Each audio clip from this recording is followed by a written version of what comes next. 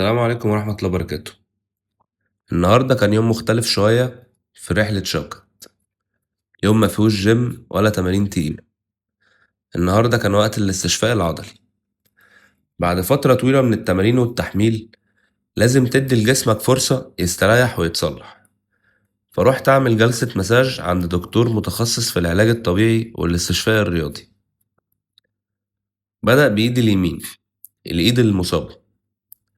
ابتدى يشتغل عليها بهدوء، يضغط على النقط اللي فيها تكتلات عضلية وتشنجات، أماكن صغيرة جدا بس وجعها بيعلم.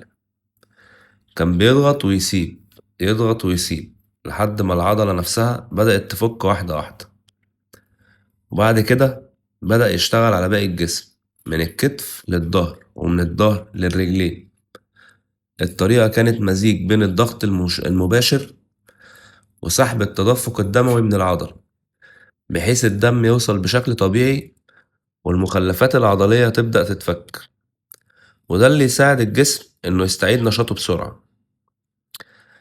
أنا كنت حاسس بكل تفصيلة، كل نفس، كل ضغطة، كل وجع بسيط كان بيقولي جسمك بيشكرك إنك بتريحه. الاستشفاء مش رفاهية، ده جزء من الرحلة، زي التمرين بالظبط وزي الأكل وزي النوم. لأنك لو مريحتش جسمك، جسمك هو اللي هيوقفك.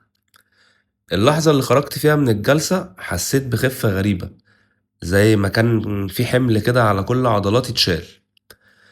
الدم بدأ يدور أحسن والنفس بقى أعمق، والإيد اللي كانت بتوجعني بقت خفيفة أكتر من الأول.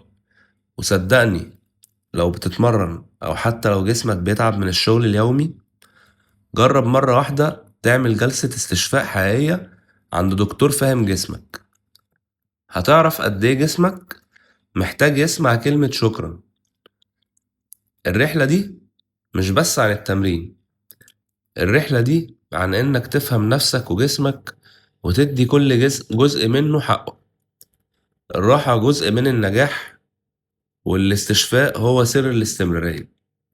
فزي ما أنا بقول دايما، رحلة شوكت مش عن الكمال، الرحلة عن التطور.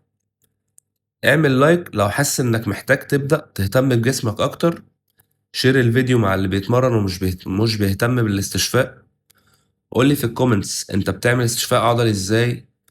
وما تنساش تعمل سبسكرايب للقناة وتتابعني على انستجرام من اللينك في البايو، عشان تشوف كل جديد في رحلتنا سوا.